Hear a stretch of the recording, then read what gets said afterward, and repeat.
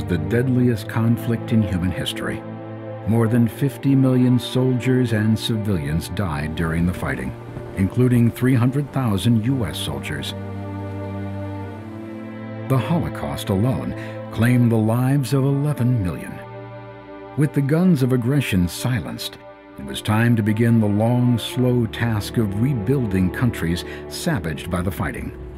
In February 1945, 3 months before the defeat of Germany, Allied leaders met at Yalta in the Soviet Union to discuss Europe's reorganization. Other post-war plans were laid at the conference in Potsdam, Germany 5 months later. While touring the ruins of Berlin, President Truman expressed hope for a more peaceful time ahead. We're here today to raise the flag of victory over the capital of our greatest adversary.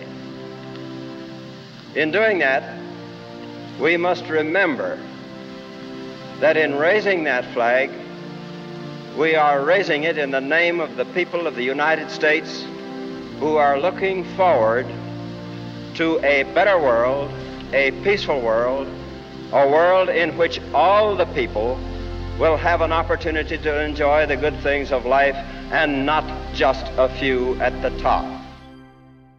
Post-war Germany was divided into 4 zones, individually administered by the U.S., Great Britain, France, and the Soviet Union.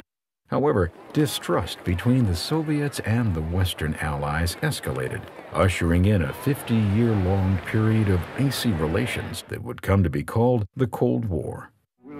In 1946, an international tribunal tried Nazi leaders in Nuremberg, Germany. The first time in history, a nation's leaders were held accountable for war crimes. Japanese military leaders were put on trial as well, including General Tojo, who was convicted and executed for his crimes. Tribunal finds Tojo guilty under count 54. The closing months of the war also saw the birth of the United Nations, an international peacekeeping organization to succeed the League of Nations. After the war, Japan was occupied by U.S. forces, commanded by General MacArthur. He introduced economic reforms to the country, leading Japan's markets to become among the world's most powerful. And MacArthur restructured their political system as well, convincing Japan to allow suffrage for women and other basic civic freedoms. The United States was changed as well. The weakness of war-ravaged Europe and the growing threat of the Soviet Union led the U.S. to a new role as the world's leading economic and military power. Before his death, President Roosevelt expressed hope that those who followed could learn from the horrors of this terrible war.